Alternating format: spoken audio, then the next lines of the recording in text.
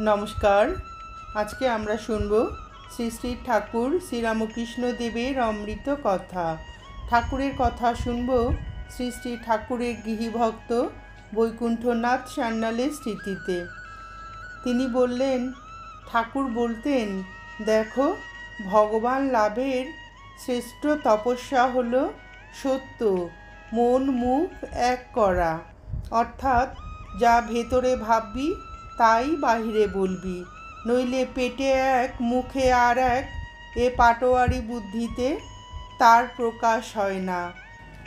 মন উপাসনা দ্বারা যতই নির্মল হবে ততই ভগবৎ প্রতিবিম্ব স্পষ্ট পড়বে। যেমন ময়লা আরশিতে ভালো রকম মুখ দেখা যায় না, তেমনি মলিন মনে তার প্রতিবিম্বও ভালো করে পড়ে না। তাই বলি, হরি বলে কাঁদো। চোখের জলে হৃদয়ের ময়লা যখন ধুয়ে যাবে তখনই হরিকে পাবি, নইলে খালি নাচলে কুদলে কিছুই হবে না। আর উপাসনা ততক্ষণ আবশ্যক যতক্ষণ না ভগবত নামে অশ্রুপাত হয়। তা ভগবান লাভের আরেকটি অঙ্গ হচ্ছে ত্যাগ। ত্যাগ কি জানিস? ভগবানে অত্যন্ত ভালোবাসা হলে সব আপনা হতেই ছেড়ে যায়। যেমন উত্তর দিকে এগিয়ে গেলে দক্ষিণ দিক পেছনে পড়ে থাকে। তাই বলি, তাকে খুব ভালোবাসো। সতীর যেমন পতিতে টান, ছেলে মেয়ের যেমন মাতে টান, কৃপণের যেমন ধনেতে টান, তেমনি টান তার ওপর হওয়া চাই। আর এক কথা, শরীর মন বাক্যের দ্বারা যা কিছু করবি সদাই ভাববি যেন ঈশ্বরেরই কাজ করছিস, মালিক তিনি, দাস তুই। আর একটি সাধন হচ্ছে কুটস্থবৎ বুদ্ধি করে সদাই সৎ বিচার করবি এবং সর্বভূতে তার বিকাশ দেখবার চেষ্টা করবি। ওরে, নামে ও মতে কিছু যায় আসে না, যত মত তত পথ, যত নাম সবই তার। একটা মত বা একটা নামে আট করে থাক, একেই বলে নিষ্ঠা। তারপর যোগ কাকে বলে জানিস? ঈশ্বরে মনটা যোগ করে দেওয়ার নামই যোগ। কর্ম, ভক্তি, জ্ঞান এই তিন পদ দিয়েই ওই যোগ লাভ করা যেতে পারে। কর্ম কি? ভগবানের উদ্দেশ্যে অথবা ভগবানকে নিয়ত মনে রেখে তারই সন্তানদের নিষ্কাম সেবা করারই নাম কর্মযোগ। এতে সংসার বন্ধন দূর করে মানুষকে ভগবানে মিলিয়ে দেয়। আর মিলবে নাই বা কেন? রাত দিন কাজের সঙ্গে ভগবানকে ভাবছে যখন, তখন তো ভগবান তার মধ্যে প্রকাশ হবেনি। দেখ, ভক্তি আর জ্ঞান দুটি একই জিনিস। মানুষ এ কথা তলিয়ে বোঝে না বলেই গোল করে, দুটোকে আলাদা আলাদা মনে করে। ভক্তি মানে কি? ভগবানে ভালোবাসা, তার সঙ্গে নানাভাবে খেলা করা। আর ভক্ত বলেন কি, তুমি প্রভু, আমি দাস, সব তুমি এবং তোমার। জ্ঞান মানেও ঐকান্তিক ভালোবাসা। ভালোবাসাটা এমনি ঘন হয়ে দাঁড়িয়েছে যে জ্ঞানী ভগবান হতে একটুও তফাৎ থাকতে চায় না, এক হয়ে যেতে চায়। তাই জ্ঞানী বলে, সোহং শিব কেবলহং, অর্থাৎ আমি সেই। ভক্তশ্রেষ্ঠ হনুমান শ্রীরামচন্দ্রকে বলেছিলেন যে, প্রভু, আমি যখন দেহ বুদ্ধি নিয়ে থাকি তখন তুমি প্রভু, আমি দাস। যখন জীব বুদ্ধি নিয়ে থাকি তখন তুমি পূর্ণ, আমি অংশ।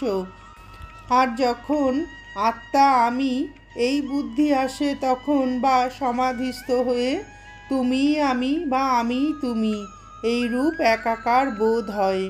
তবে এসব অবস্থা ভেদেই হয়। যেমন মার 5টি ছেলে, সকলের পেট সমান নয়। যে যেমন হজম করতে পারবে তাকে তেমনি ভাত, লুচি বা পোলাও মা ঠিক খেতে দেন। তা না হলে হজম হবে কেন? আর যে জিনিস হজম হবে না তাতেই জোর বা কেমন করে হবে? তেমনি গুরুও সকলকে একরকম উপদেশ দেন না। যাকে যেমন উচিত তাকে তেমনি উপদেশ দেন, আর তাই তার পক্ষে মঙ্গলেরও হয়। নইলে হট করে বা জোর করে যদি কেউ কোনো ভাব ধরতে যায়, তাহলে সে হটে যায়, সেইভাবে জীবন গড়তে পেরে ওঠে না। আমাদের দেশের সাধারণ লোকের পক্ষে এই কলিকালে নারদীয়া ভক্তি অর্থাৎ নাম সংকীর্তনই প্রশস্ত, কেননা তাদের মন 5 দিকে বিলিয়ে গেছে। সুতরাং তারা কেমন করে কখনোই বা জ্ঞান চর্চা, জপ, ধ্যান, বিচার করবে? কিন্তু ভক্ত, জ্ঞানী, কর্মী সকলেরই পক্ষে একঘেয়ে ভাবটা বড় খারাপ। ওটা আমার আদৌ ভালো লাগে না। অখণ্ড সচ্চিদানন্দ ভগবান যিনি এক হয়েও বহু হয়েছেন, তিনি যে অনন্ত ভাবের সমষ্টি, তার পূজাও আমি নানাভাবে করি, যেমন জ্ঞান, ভক্তি, কর্ম, পূজা, জপ, ধ্যান, কীর্তন ইত্যাদি। খালি তোমার বা আমার পছন্দসই ভাবটি কি তাতে আছে, আর বাকি ভাবগুলি কি ফেলনা? এ আমি ভালো বুঝি না। এতে তাকে ইতি করা হয়। মনে রেখো যে তিনিও তার ভাবের কোনো শেষ নাই। বেদ যেমন বলেন নেতি নেতি, কেউ বলেন ভগবান সাকার, আবার কেউ বলেন নিরাকার, এও তাকে ইতি করা। আমি বলি তিনি সাকার, তিনি নিরাকার, আবার এর পরেও যা তাও তিনি। যেমন ঘণ্টার শব্দ ঢং, ঢংটি সাকার ভাব, ঢঙে রংটি নিরাকার ভাব। আবার আওয়াজটি মিলিয়ে গেলে মনে যে একটা ভাবের উদয় হয়, সেটি সাকার নিরাকারের পারের ভাব। আবার সাকারেরও অনন্ত রূপ, অনন্ত নাম। যেমন ময়রার সন্দেশ করবার জন্য ছানা চিনি মিশিয়ে পাক করে একটি ঠাসা করেছে, তা হতে গোল্লা, মুন্ডি, বরফি, তালশাঁস, মনোরঞ্জন প্রভৃতি নানা রূপ আকার করে নানা নাম দিয়েছে। আসল বস্তুটি কিন্তু ছানা চিনির পাক করা ঠাসা। এমনি যত রূপ বা নাম দেখো বা শোনো, সেই সবগুলিই সেই অখণ্ড সচ্চিদানন্দ ঘন ভগবানের প্রকৃতি পুরুষ ভাবের ঠাসাতে তৈরি। সকলগুলিই তার নাম, তার ভাব। তিনি দূরে আছেন বলেই ছোট বা নানা রঙের দেখায়, কাছে গেলে দেখবে বিশ্বব্যাপী জ্যোতির্ময়। ব্রহ্মশক্তি কি শুনবে, বলবার জো নাই, বোঝবার জো নাই।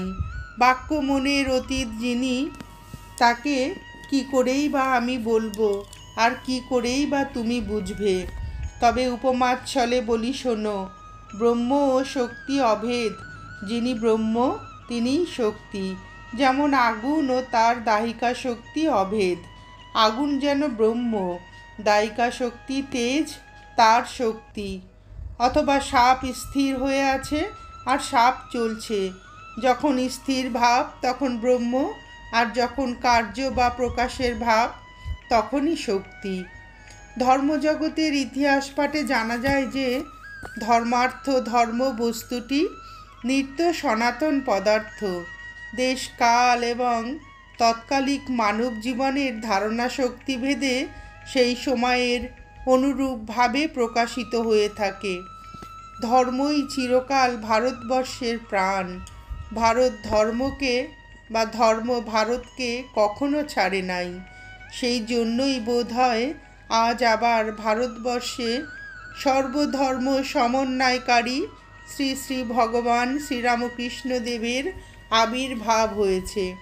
তিনি যে নবীন ধর্মযুগের প্রচার করেছেন, তার অন্তর্নিহিত উদারতা এবং গভীরতা পূর্ব সকল যুগধর্মকে মলিন করেছে, এবং ইহার উদয়ের স্বল্পকাল পরেই সুদূর ইউরোপ ও আমেরিকা খণ্ড হতেও সম্মথিত জয়ধ্বনিতে ইহার অন্তর্নিহিত শক্তির কিঞ্চিৎ পরিচয় পাওয়া গেছে। ইহার অভিনবত্বের কথা আর অধিক বুঝবার আবশ্যক নাই। পূর্ব অবতার এবং আচার্যদের প্রত্যেকেই বলেছেন যে তিনি যে মত প্রচার করেছেন, তাছাড়া কল্যাণের বা মানব জীবনের উন্নতি লাভের আর দ্বিতীয় কোনো পন্থা নাই। আর শ্রীরামকৃষ্ণদেব বলেছেন যে অদ্যাবধি ধর্মজগতে যত মত প্রচারিত হয়েছে সে সকলগুলি সত্য, উহার প্রত্যেকটি পূর্ণ সত্যে পৌঁছবার বিভিন্ন পথ মাত্র। পূর্ব আচার্যগণ বলেছেন, হে মানব, তুমি জীবে দয়া করো।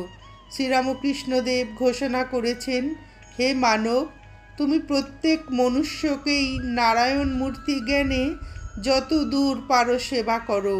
পূর্বের আচার্যগণ নারীজাতিকে নরকের দ্বার স্বরূপ বলে নির্ণয় করেছেন। শ্রীরামকৃষ্ণদেব ঘোষণা করেছেন, প্রত্যেক রমণী আনন্দময়ী বিশ্বজননীর সাক্ষাৎ মূর্তি, তাকে বিশেষ সম্মান করো, কাম গন্ধহীন চিত্তে তার সেবা করো। তিনি তোমার পূজায় প্রসন্না হয়ে অভয় দিলে তবেই তোমার উন্নতি ও মুক্তির পথ উন্মুক্ত হবে। পূর্বের আচার্যগণ বলেছেন, ষড়রিপুর বিনাশ করো, তবেই ধর্ম লাভে সম্ভব। শ্রীরামকৃষ্ণদেব বলেছেন, শ্রী ভগবানের দিকে ওই 6 রিপুর মোড় ফিরিয়ে দাও, তাহলেই তারা ষড়ৈশ্বর্যে পরিণত হয়ে তোমার সত্য লাভে সহায়তা করবে। পূর্বের আচার্যগণ বলেছেন, নানা শাস্ত্র পাঠ না করলে তোমার দিব্য দৃষ্টি কখনোই খুলবে না। শ্রীরামকৃষ্ণদেব নিজ জীবনের উচ্চ স্বরে ঘোষণা করেছেন, হে মানব, তুমি যদি আপন বুদ্ধির অহংকার সর্বতোভাবে পরিত্যাগ করে সরল শিশুর ন্যায় জগৎ জননীর ক্রোড় লাভের জন্য ব্যাকুল হও, তবে নিরক্ষর হলেও পূর্ণ জ্ঞান দৃষ্টি লাভ অতি সুলভেই তোমার করতলগত হবে। অশেষ ধর্ম সমন্বয় তনু অনন্ত ভাবের সাগর সঙ্গম সদৃশ্য শ্রীরামকৃষ্ণদেবের ইয়াত্তা নগণ্য আমি কেমন করে করব। এখন এসো সকলে মিলে তার চরণে প্রণত হই এবং তারই শক্তিতে নবপ্রাণ লাভ করে উচ্চস্বরে ঘোষণা করি, জয় হিন্দু, খ্রিস্টিয়ান, মুসলমান, বৌদ্ধ প্রভৃতি সকল ধর্মের জয়। জয় বেদ, বাইবেল, কোরআন, পুরাণ, সমগ্র শাস্ত্রকুলের জয়। জয় জ্ঞান, ভক্তি, যোগ, কর্মাদি চতুষ্পথের জয়। জয় সর্বদেশের, সর্বকালের, সর্ব অবতার কুলের জয়। জয় সর্বধর্মের, সর্বভাবের, সর্ব অবতার কুলের ঘনীভূত প্রতিমা ভগবান শ্রীরামকৃষ্ণদেবের জয়। নমস্কার, আজ এ পর্যন্তই। শ্রী শ্রী ঠাকুরের গৃহীভক্ত বৈকুণ্ঠনাথ সান্যালের স্মৃতিতে শ্রী শ্রী ঠাকুর শ্রীরামকৃষ্ণদেবের এই মধুর অমৃত কথা শুনে আপনাদের ভিডিওটি কেমন লাগলো জানাবেন। শ্রী শ্রী ঠাকুর ও শ্রী মায়ের আশীর্বাদ আপনাদের সকলের মাথার ওপর অঝোর ধারায় বর্ষিত হোক, এই প্রার্থনা করে ভিডিওটি শেষ করছি।